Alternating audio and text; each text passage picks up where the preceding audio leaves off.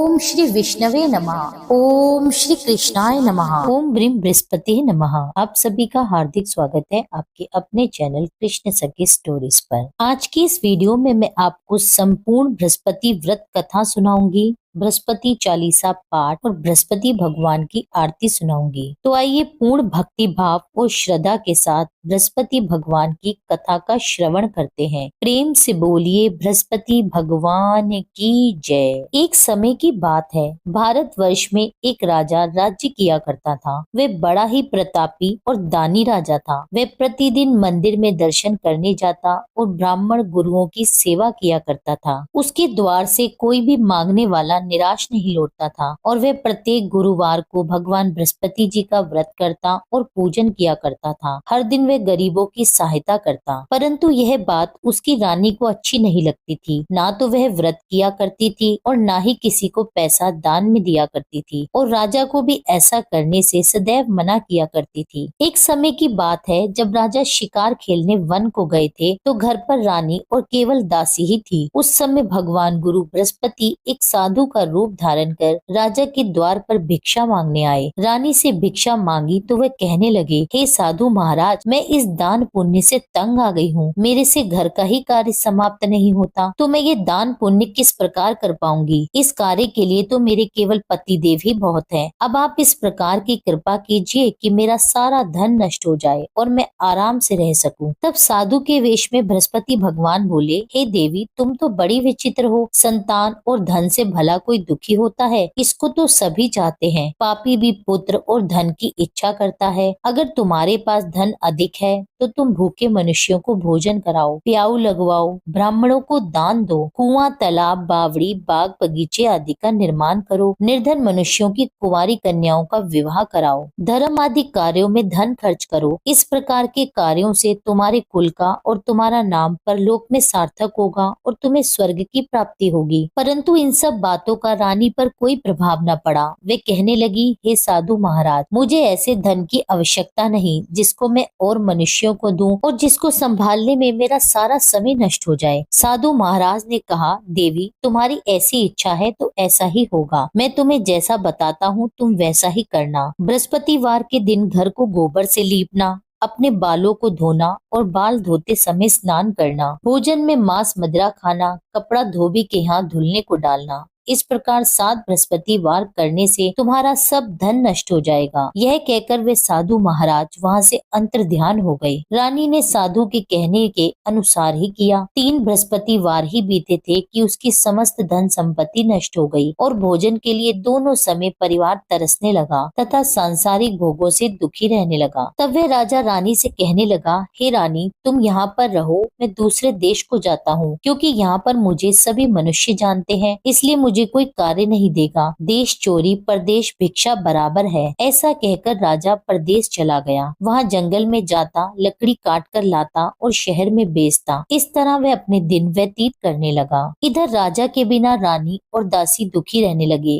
किसी दिन भोजन मिलता और किसी दिन जल पीकर ही रह जाती। एक समय रानी और दासी को 7 दिन बिना भोजन के व्यतीत हो गए। तो रानी ने अपनी दासी से कहा, दासी, यहाँ पास के ही नगर में मेरी बहन रहती है, वह बड़ी धनवान है, तू उसके पास जा और वहाँ से 5 सेर भेजर मांग कर ला, जिससे कुछ समय के लिए हमारा गुजारा हो जाएगा। इस प्रकार रानी की आज्ञा मानकर दासी रानी की बहन के पास गई। उस समय रानी की बहन पूजन कर रही थी, क्योंकि उस रोज बृहस्पतिवार का दिन था। जब दासी ने रानी की बहन को देखा तब उससे बोली, हे रानी, मुझे तुम्हारी बहन ने भेजा है, मुझे 5 सेर भेजर दे दो। इस प्रकार दासी ने कई बार कहा, परंतु रानी ने कोई उत्तर नहीं दिया, क्योंकि उस समय वह बृहस्पतिवार की कथा सुन रही थी। इस प्रकार जब दासी को किसी भी प्रकार का कोई उत्तर नहीं मिला तो वह बहुत दुखी हो गई और दुखी मन से रानी के पास लौट आई और कहने लगी, रानी, आपकी बहन तो बहुत धनी है, परंतु वे छोटे लोगों से बात नहीं करती। मैंने उन्हें कई बार कहा तो उन्होंने कोई उत्तर नहीं दिया, तो मैं वापस चली आई। रानी बोली, हे दासी, उसका कोई दोष नहीं है। जब बुरे दिन आते हैं तब कोई सहारा नहीं देता। अच्छे बुरे का पता विपत्ति में ही लगता है। जो ईश्वर की इच्छा इच्छा होगी वही होगा, यह सब हमारे भाग्य का दोष है। इधर उस रानी की बहन ने सोचा कि मेरी बहन की दासी आई थी, किंतु मैं तो उससे कुछ बोली नहीं, इससे तो वह बहुत दुखी हुई होगी। यह सोच कथा को सुन और विष्णु भगवान का पूजन समाप्त कर वह रानी अपनी बहन के घर चल दी और आकर अपनी बहन से कहने लगी, हे बहन, मैं बृहस्पतिवार का व्रत कर रही थी। जब तुम्हारी दासी आई थी तब मैं कथा सुन रही थी, और जब कथा सुनते हैं तब ना तो उठते हैं और ना ही बोलते हैं, इसलिए मैं नहीं बोली। कहो दासी क्यों आई थी? रानी बोली, हे बहन, हमारे घर अनाज नहीं था, वैसे तुमसे कोई बात कहाँ छिपी है, इस कारण मैंने दासी को तुमसे 5 सेर भेजर मांगने के लिए भेजा था। रानी की बहन बोली, बृहस्पति भगवान सबकी मनोकामना पूर्ण करते हैं, देखो शायद तुम्हारे घर में अनाज रखा हो। इस प्रकार का वचन जब रानी ने सुना तो घर के अंदर गई और वहाँ उसे एक घड़ा भेजर का भरा मिल गया। तब वे रानी और बांदी बहुत खुश हुई। दासी कहने लगी, हे रानी, देखो वैसे हमको जब भोजन नहीं मिलता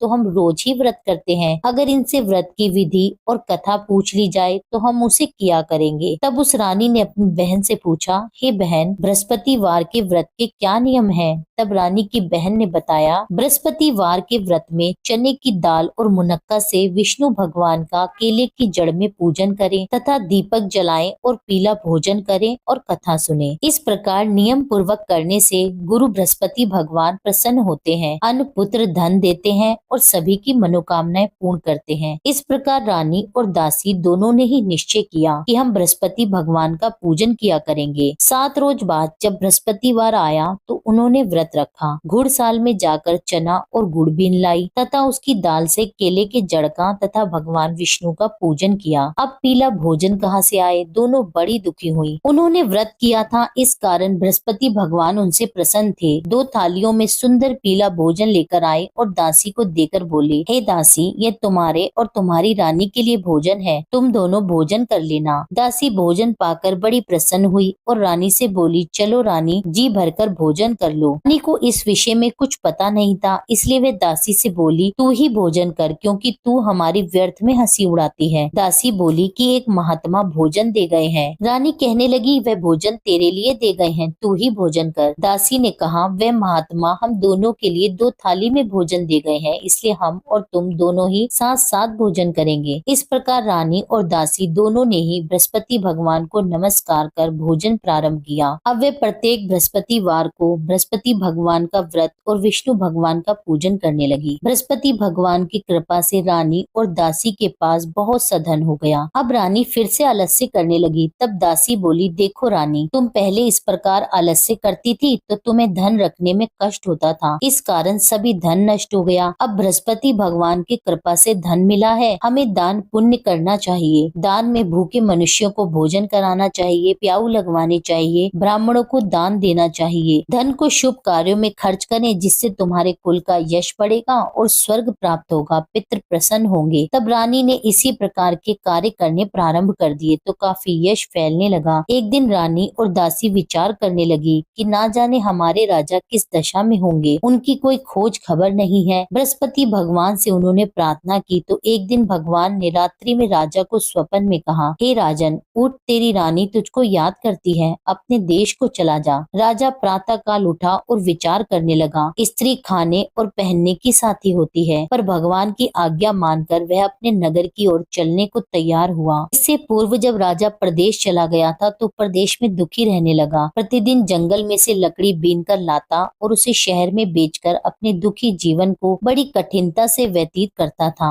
एक दिन राजा दुखी हो अपनी पुरानी बातों को याद करके रोने लगा। तब उस समय जंगल में बृहस्पति देव एक साधु का रूप धारण कर आए और राजा के पास आकर कहने लगे, लकड़हारे, तुम इस सुनसान जंगल में किस चिंता में बैठे हो, मुझे बताओ। यह सुनकर राजा की आंखों में जल भर आया और साधु की वंदना कर बोले, हे प्रभु, आप सब कुछ जानने वाले हो। इतना कहकर साधु को अपनी कहानी सुना दी। महात्मा दयालु होते हैं। वे राजा से बोले, हे राजन, तुम्हारी स्त्री ने बृहस्पति देव का अपमान किया था, जिस कारण तुम्हारी यह दशा हुई। अब तुम किसी प्रकार की चिंता मत करो, भगवान तुम्हें पहले से भी अधिक धन देंगे। देखो तुम्हारी स्त्री ने बृहस्पतिवार का व्रत प्रारंभ कर दिया है और तुम मेरा कहना मानकर बृहस्पतिवार का व्रत करके चने की दाल और गुड़ को जल के लोटे में डालकर केले का पूजन करो, कथा कहो और सुनो। भगवान तुम्हारी सारी मनोकामनाओं को पूर्ण करेंगे। साधु को प्रसन्न देखकर राजा बोला, हे प्रभु, मुझे लकड़ी बेचकर इतना पैसा नहीं मिलता जिससे भोजन करने के उपरांत कुछ बचा सकूं। मैंने रात्रि में अपनी रानी को व्याकुल देखा है।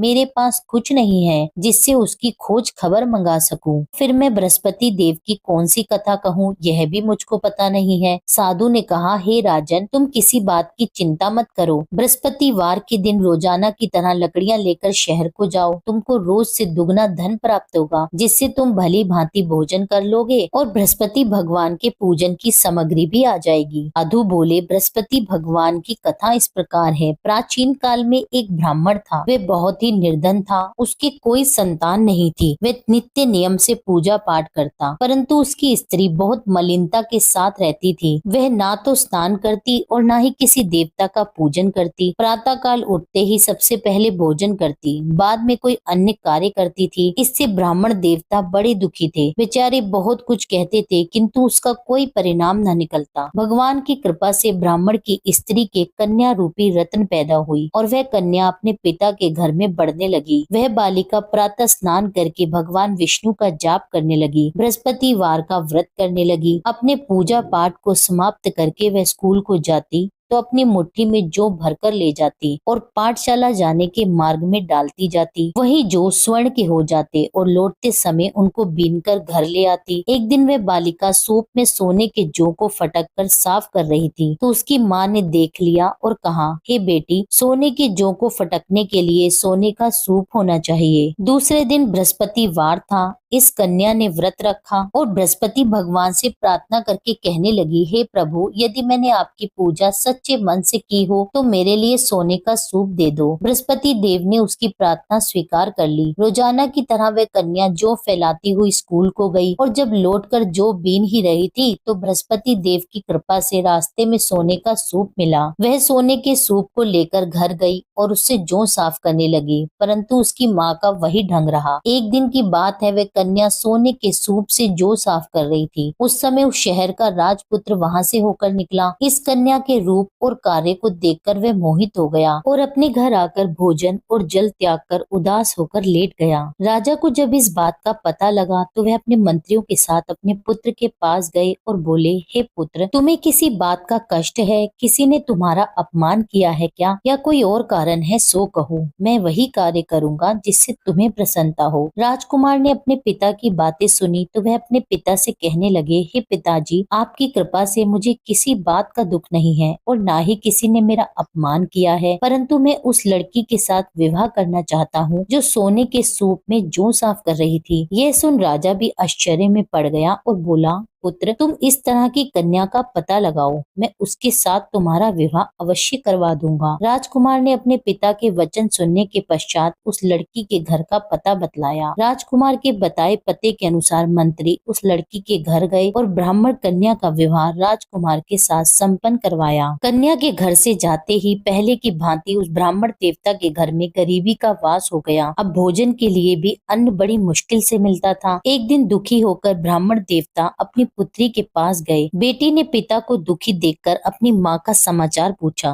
तब ब्राह्मण ने सारा हाल कह सुनाया। कन्या ने बहुत सा धन देकर अपने पिता को विदा किया। इस तरह ब्राह्मण का कुछ समय सुख पूर्वक व्यतीत हो गया। कुछ दिन बाद फिर से वही हाल हो गया। ब्राह्मण फिर से अपनी कन्या के यहाँ आया और सभी हाल उससे कहा तो लड़की बोली, हे पिताजी, आप माता जी को यहाँ पर ले आइए, मैं उन्हें विधि बता दूंगी जिससे आपकी गरीबी दूर हो जाएगी। वह ब्राह्मण देवता अपनी स्त्री को साथ लेकर बेटी के घर पहुंचा तो पुत्री अपनी माँ को समझाने लगी, माँ, तुम प्रातः काल उठकर प्रथम स्नान करके भगवान विष्णु का पूजन करो, तुम्हारी सब दरिद्रता दूर हो जाएगी। परंतु उसकी माँ ने उसकी एक बात नहीं मानी और प्रातः काल उठकर अपनी पुत्री और बच्चों का जूठन खा लेती थी। एक दिन उसकी पुत्री को बहुत क्रोध आ गया और एक रात कोठरी से सभी सामान निकाल दिया और उसमें अपनी माँ को बंद कर दिया। प्रातः काल उस कोठरी में से माँ को निकाला और स्नान करा के पूजा पाठ करवाया तो उसकी माँ की बुद्धि ठीक हो गई। फिर प्रत्येक बृहस्पतिवार को वह व्रत रखने लगी। बृहस्पति व्रत के प्रभाव से उसकी माँ बहुत धनवान हो गई, पुत्रवती हो गई और बृहस्पति देव जी की कृपा से स्वर्ग को प्राप्त हुई और वह ब्राह्मण भी सुख पूर्वक इस लोक से सुख भोग कर स्वर्ग को प्राप्त हुए। इस तरह कहानी कहकर साधु देवता वहाँ से अंतर्ध्यान हो गए। धीरे धीरे अब समय व्यतीत होने लगा। फिर बृहस्पतिवार का दिन आया तो राजा जंगल से लकड़ी काट कर किसी शहर में बेचने गया। उसे उस दिन और दिनों की अपेक्षा अधिक धन मिला। राजा चना गुड़ आदि लाकर बृहस्पतिवार का व्रत करने लगा। उस दिन से उसके सभी क्लेश दूर हो गए, परंतु जब दोबारा बृहस्पतिवार आया तो वह व्रत करना भूल गया। इस कारण बृहस्पति भगवान नाराज हो गए। उसी दिन उस नगर के राजा ने विशाल यज्ञ का आयोजन किया था और शहर में यह घोषणा करवा दी कि कोई भी मनुष्य अपने घर में ना तो भोजन बनाए और न आग जलाए, समस्त लोग मेरे यहाँ ही भोजन करें। इस आज्ञा को जो नहीं मानेगा उसको फांसी की सजा दी जाएगी। इस तरह की घोषणा संपूर्ण नगर में करवा दी गई। राजा की आज्ञा अनुसार शहर के सभी लोग भोजन करने आए, लेकिन लकड़हारा कुछ देर से पहुंचा, इसलिए राजा उसको अपने साथ घर लिवा ले गया और ले जाकर भोजन करा ही रहा था तो रानी की दृष्टि उस खूंटी पर पड़ी जिस पर उसने अपना हार लटका रखा था। उसे वहां पर हार दिखाई नहीं दिया तो रानी ने हार की चोरी के अपराध में लकड़हारे को पुलिस बुलवाकर उसे जेल खाने में डलवा दिया। अब राजा जेल खाने में गया तो बहुत दुखी होकर विचार करने लगा, न जाने कौन से पूर्व जन्म के कर्म है जिसके कारण मुझे ऐसा दुख प्राप्त हो रहा है। फिर राजा उसी साधु को याद करने लगा जो जंगल में मिला था। उसी समय तत्काल बृहस्पति देव साधु के रूप में प्रकट हो गए और उसकी दशा को देखकर कहने लगे, अरे मूर्ख, तूने बृहस्पति देवता की कथा नहीं की, इस कारण तुझे दुख प्राप्त हुआ है। अब तू चिंता मत कर, बृहस्पतिवार के दिन जेल खाने के दरवाजे पर तुझे 4 पैसे पड़े मिलेंगे, उससे तू बृहस्पति देव की पूजा करना, तेरे सभी कष्ट दूर हो जाएंगे। बृहस्पतिवार के रोज उसे 4 पैसे पड़े मिले। राजा ने उसी पैसों की सहायता से अपना व्रत और पूजन किया। उसी रात्रि को जब राजा सो रहा था तो बृहस्पति देव ने राजा को स्वप्न में कहा, हे राजन, तुमने जिस आदमी को जेल खाने में हार की चोरी के अपराध में बंद कर रखा है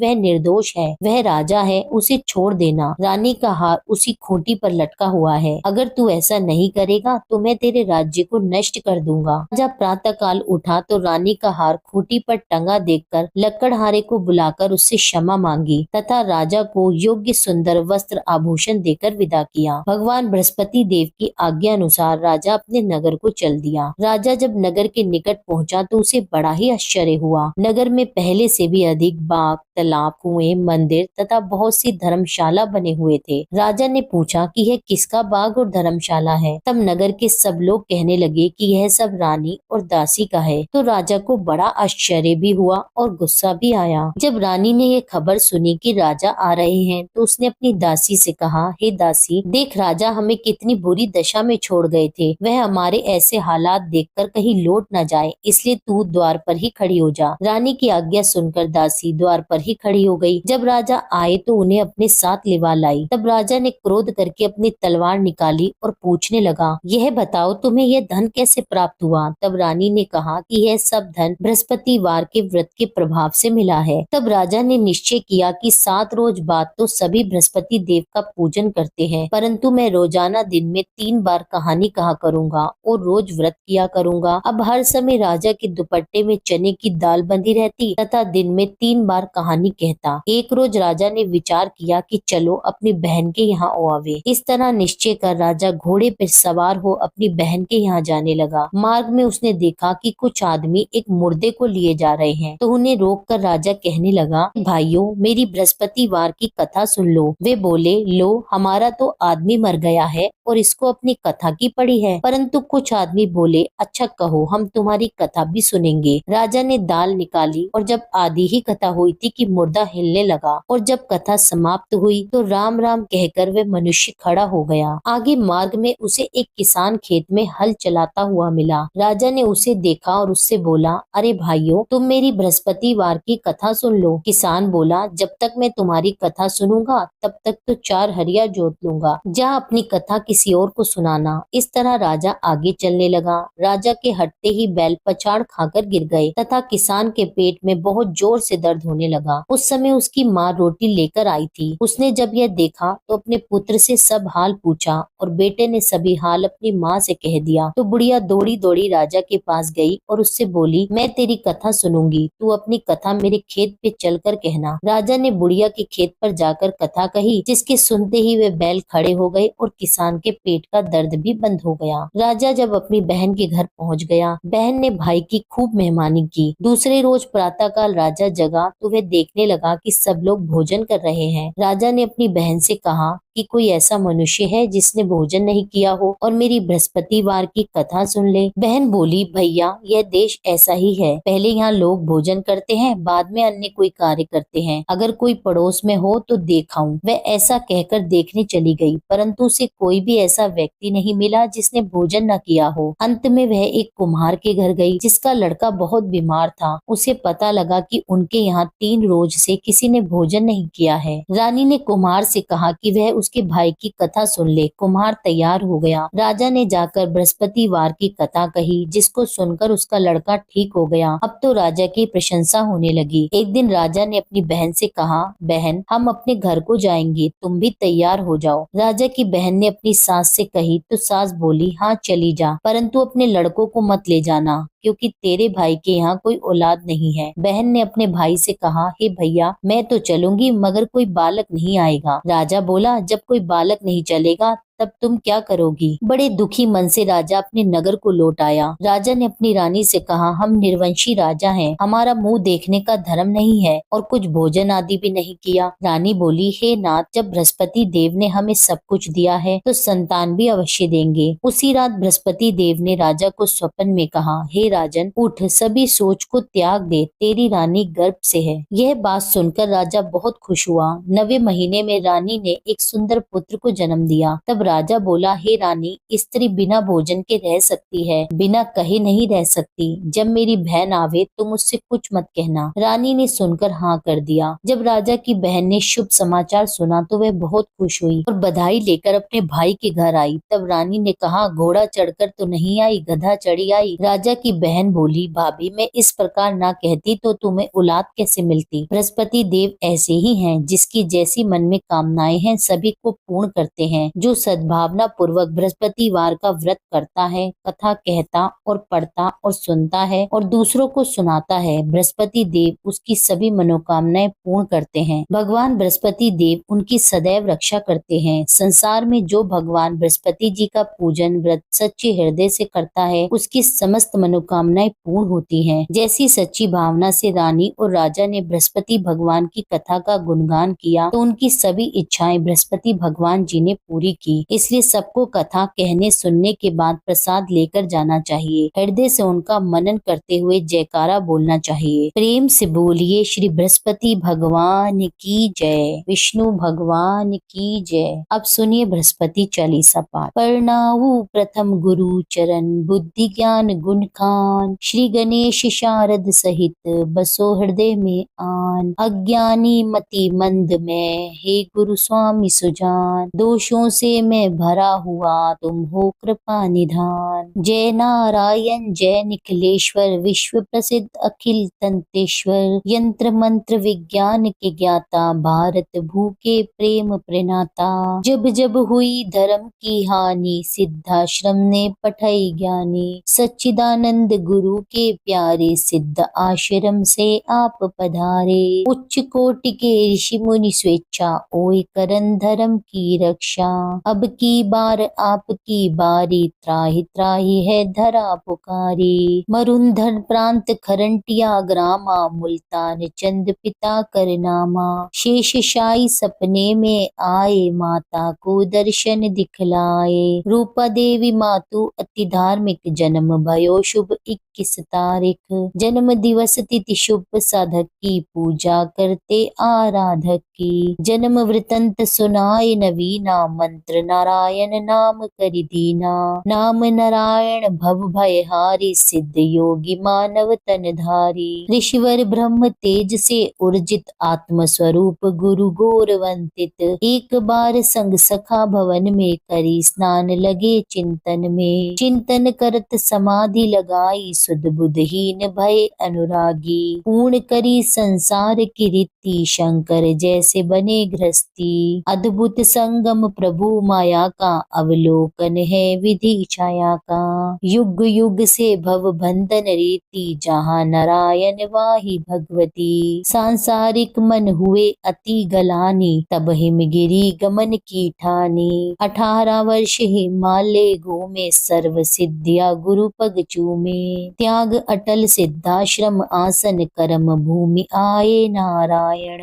धरा गगन ब्राह्मण में गूंजी, जय गुरुदेव साधना पूंजी। धर्म धर्म हित शिविर पुरोधा, कर्म क्षेत्र के अतुलित योधा। हृदय विशाल शास्त्र भंडारा, भारत का भौतिक उजियारा। 156 ग्रंथ रचयिता, सीधी साधक विश्व विजेता। प्रिय लेखक प्रिय गूढ़ प्रवक्ता, भूत भविष्य के आप विधाता। आयुर्वेद ज्योतिषी के सागर, षोडश कला युक्त परमेश्वर। रतन पार की विघ्न हरंता, सन्यासी अन्यतम संता। अद्भुत चमत्कार दिखलाया, पारद का शिवलिंग बनाया। वेद पुराण शास्त्र सब ज्ञाते, पारेश्वर दुर्लभ कहलाते। पूजा कर नित्य ध्यान लगावे, जो नर सिद्धाश्रम में जावे। चारों वेद कंठ में धारे, पूजनीय जन जन के प्यारे। चिंतन करत मंत्र जब गाए, विश्वामित्र वशिष्ठ बुलाए। मंत्र नमो नारायण साचा, ध्यानत भागत भूत पिचाशा। प्रात कल करहि निखिलायन, मन प्रसन्न नित तेजस्वी तन। निर्मल मन से जो भी ध्यावे, रिद्धि सिद्धि सुख संपत्ति पावे। पथ करहि नित जो चालीसा, शांति प्रदान करहि योगी सा। अष्टोत्तर शत पाठ करत जो, सर्व सिद्धिया पावत जन सो। श्री गुरु चरण की धारा, सिद्ध आश्रम साधक परिवारा। जय जय जय आनंद के स्वामी, बारंबार नमामि नमामि। श्री बृहस्पति भगवान की आरती। जय बृहस्पति देवा, ओम जय बृहस्पति देवा। छिन छिन भोग लगाऊं, कदली फल मेवा। ओम जय बृहस्पति देवा, तुम पूर्ण परमात्मा, तुम अंतर्यामी। जगत पिता जगदीश्वर, तुम सबके स्वामी। ओम जय बृहस्पति देवा, चरना अमृत निज निर्मल, सब पातक हरता। सकल मनोरथ दायक, कृपा करो भरता। ओम जय बृहस्पति देवा, तन मन धन अर्पण कर, जो जन शरण पड़े। प्रभु प्रकट तब हो कर, आकर द्वार खड़े। ओम जय बृहस्पति देवा, दीन दयाल दयानिधि, भक्तन हितकारी। पाप दोष सब हरता, भव बंधन हारी। ओम जय बृहस्पति देवा, सकल मनोरथ दायक, सब संशय तारी। विष विकार मिटाओ, संतन सुखकारी। ओम जय बृहस्पति देवा, जो कोई आरती तेरी प्रेम सहित गावे। जेठानन आनंद कर, सो निश्चय पावे। ओम जय बृहस्पति देवा, जय बृहस्पति देवा। स्वामी जय बृहस्पति देवा, छिन छिन भोग लगाऊं, कदली फल मेवा। ओम जय बृहस्पति देवा। आशा करती हूँ यह वीडियो आपको पसंद आई होगी, कथा आपको पसंद आई हो, वीडियो अच्छी लगी हो तो वीडियो को लाइक जरूर करें, वीडियो पर कमेंट करें, भगवान बृहस्पति देव की जय लिखिए। और जिन भी लोगों ने अभी तक मेरे चैनल को सब्सक्राइब ना किया हो, उनसे मेरा अनुरोध है कि चैनल को सब्सक्राइब कर लें। मिलती हूँ आपसे एक अगली वीडियो में, जब तक के लिए जय श्री राधे।